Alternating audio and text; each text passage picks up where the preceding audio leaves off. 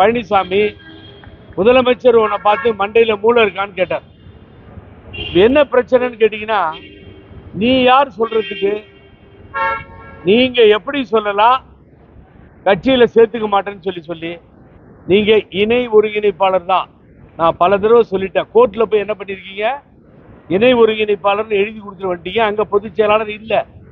அன்னைக்கு இதை சொல்லி நம்ம டிவி எல்லாம் பிரேக்கிங் அடிச்சு இதை கோர்ட் ஒத்துக்கல. ஆகவே வேற வழி இல்லாம இணை ஒருங்கிணைப்பாளர் எழுதி கொடுத்தீங்க. நடந்ததா இல்லையா? ஆனா இப்ப நீங்க எப்படி சொல்றீங்க கட்சியில சேர்த்துக்க முடியாதுன்னு சொல்லி? அதை சொல்ல வேண்டியது யார்? பெண்டிங் இருக்க சிவில் டிஸ்பியூட் எங்க பெண்டிங் இருக்கோ அந்த சிவில் நீதிமன்றம் சொல்லும். சேர்த்துக்க முடியாதா சேர்த்துக்கலாமா, நீங்க கட்சி விட்டு எடுத்தது கரெக்டா இல்லையாங்கிறது சொல்ல வேண்டியது நீதிமன்றம். பழனிசாமி திருப்பி திருப்பி நீ தப்பு பண்ணிக்கிட்டே இருக்க. உனக்கு எந்த அதிகாரமும் இல்லை. இதை முடிவெடுக்க வேண்டியது எங்க சிவில் டிஸ்பியூட் பெண்டிங் இருக்கோ அந்த நீதிமன்றம் தான் சொல்லணும். ஏற்கனவே தப்பு பண்ணி இணை ஒருங்கிணைப்பாளர் எழுதி கொடுத்துட்டு எந்த ஒரே அக்கிரமம் அநியாயம் ஒரு உச்சபட்சத்து மேல போய் நின்று யாரையும் நான் சேர்த்துக்க முடியாது, ஒற்றுமையா இருக்கோம் நாங்க எல்லாரும். ஆமா, நீங்க ஒற்றுமையா இருக்கீங்க, பொதுக்குழு உங்ககிட்ட தான் இருக்கு, நீங்க ஒற்றுமையா தான் இருக்கீங்க, கட்சியெல்லாம் உங்க கையில கட்டுக்கோப்பா தான் இருக்கு, சின்னம் கூட இருக்கு, எல்லாத்தையும் வச்சுக்கோங்க. எல்லாமே ஒன்னா இருந்து என்னாச்சு? பேரூராட்சியில 0, ஒற்றுமை பொதுக்குழு ஒன்னாதான் இருக்கு. அப்புறம் நகராட்சியில 0, ஒற்றுமை பொதுக்குழு ஒன்னாதான் இருக்கு. அதுக்கு பின்னாடி நாடாளுமன்ற தேர்தலில் 2வது முறையா கம்ப்ளீட்டா 0 ஒன்னா தேனி வந்துட்டு இருந்தது, அதுவும் சேர்த்து இப்ப 0. கட்சியும் பொதுக்குழுவும் எல்லாமே உங்க கையில தான் இருக்கு. அதுக்கு பின்னாடி புரட்சி தலைவர் எம்ஜிஆர் புருக்லின் ஹாஸ்பிட்டல்ல இருந்து படுத்துக்கிட்டே வெற்றி பெற்ற அந்த ஆண்டிப்பட்டியில பாத்தீங்கன்னா பூத்துல 1 ஓட்டு 2 ஓட்டு வந்திருக்கு சார். இந்த கொடுமை எங்கேயுமே நீங்க பார்க்க முடியாது. ஆனா பொதுக்குழு கையில இருக்கு, எல்லாமே ஒற்றுமையா இருக்காங்க, முன்னாள் அமைச்சர்கள்லாம் கூட இருக்காங்க, எல்லாம் நடக்குது. இதுவும் ஒற்றுமையா தான் இருக்கு.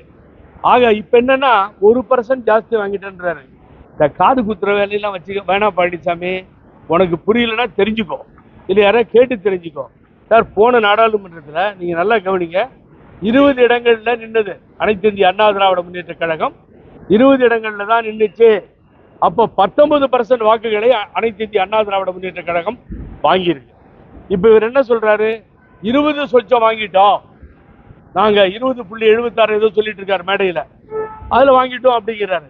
இப்ப எத்தனை இடத்துல நின்னீங்க? 34 இடத்துல நின்னீங்க. அப்ப 34 இடத்துல நிக்கிற நீங்க எவ்வளவு வாங்கியிருக்கீங்க?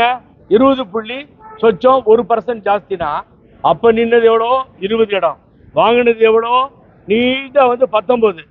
அப்ப 1% ஜாஸ்தி வாங்கினா இந்த கால்குலேஷன் படி ஒவ்வொரு பர்சன்டும் ஜாஸ்தி வாங்கியிருக்கணும். அப்படின்னா 34% வாங்கியிருக்கணும். எவ்வளவு ஏமாற்றி தொண்டர்கள் மக்கள் மத்தியில போய் நின்றுட்டு நீ சேர்க்க வேண்டிய அவசியமே இல்லை, உன்னை சேர்த்துக்க வேண்டிய அவசியமும் எங்களுக்கு இல்லை. ஆகவே நீங்க இப்படி பேசும்போது திரும்பி அப்படிதான் பேச வேண்டி இருக்கும். ஆகவே ஏதோ நாவலர் நெடுஞ்செழியன் மாதிரியும் சிபி சிற்றரசு மாதிரியும் மேடையில் ஏறி இந்த தடவை தான் ஒழுங்கா பேசியிருக்காரு. தமிழே தத்தளிக்கும், நல்ல காலம் அவர் ஒழுங்கா பேசியிருக்காரு. ஆகவே பழனிசாமி, நீங்க சேர்த்துக்கணும் இல்லைங்கிறத முடிவு பண்ண வேண்டியது வழக்கு மன்றம். அந்த வார்த்தையை சொல்லுவதற்கு உங்களுக்கு எந்த அருகதையும் தகுதியும் இல்லை என்பதை மிக தெளிவாக இதுதான் சொல்லணும்னு இருந்தேன். ஆகவே ஒரு கட்சி நடத்த முடியல சார். 12 இடத்துல நல்லா கவனிங்க, 12 இடத்துல 3வது இடம், ஒரு இடத்துல 4வது இடம், 7 இடத்துல டெபாசிட் போகுது. அண்ணாமலை இந்த கட்சியை கிண்டல் பண்ற அளவுக்கு கீழே போயிடுச்சு.